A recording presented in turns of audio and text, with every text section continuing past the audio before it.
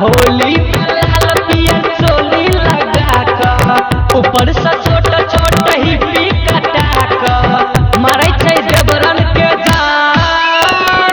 ई भौजी ऊ भौजी ई भौजी ऊ भौजी तोहर भौजी ओकर भौजी रे। ई भौजी ऊ भौजी ई भौजी ऊ भौजी।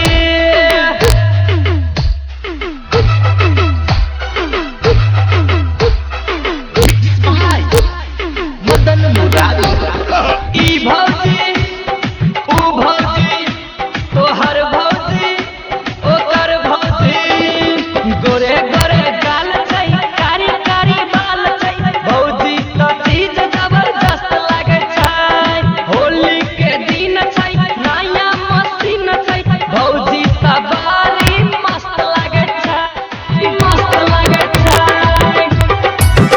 हाँ गोरे गोरे गाल छै कारी कारी बाल छै भौजी तो चीज जबरदस्त लागे छै। होली के दिन छै नया मशीन छै भौजी तो बड़ी मस्त लागे छै।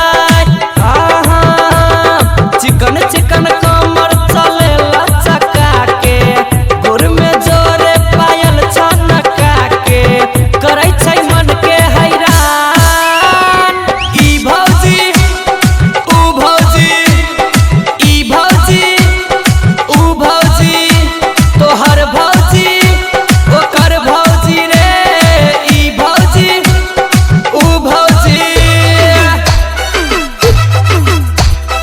हुक्का करे गुड़ गुड़ चिलम के मचा ले आ भौजी करे छम छम पंडे का चुमा ले बोगिरा सारा रहा।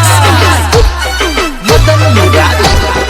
ई भौजी ऊ भौजी तोहर भौजी ओकर भौजी।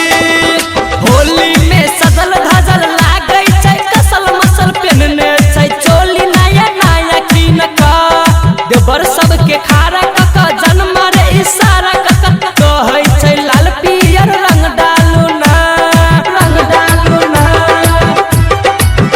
हाँ होली में सजल धजल लागै छै कसल मसल पेनने छै चोली नया नया कीन का देवर सबके खारा कका जन्म रे इशारा कका कहै छै लाल पियर रंग डालू ना। हाँ हाँ सुरेश मदेशिया